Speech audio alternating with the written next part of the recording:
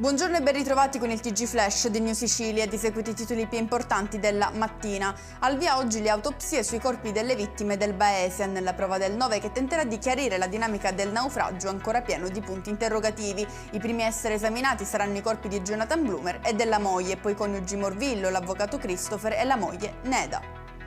Nuova aggressione al carcere Pagliarelli di Palermo. La vittima è un agente penitenziario colpito ieri con calci e pugni da alcuni detenuti che volevano sottrargli le chiavi delle celle. Pare che non sia stato preso nessun provvedimento nei confronti degli aggressori.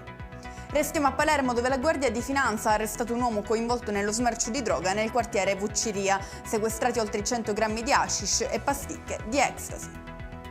Un ventenne di Acireale nel Catanese è stato arrestato per spaccio di sostanze stupefacenti. Il giovane è stato intercettato dalla polizia mentre saliva e scendeva da casa della nonna, luogo che aveva trasformato in un deposito di droga.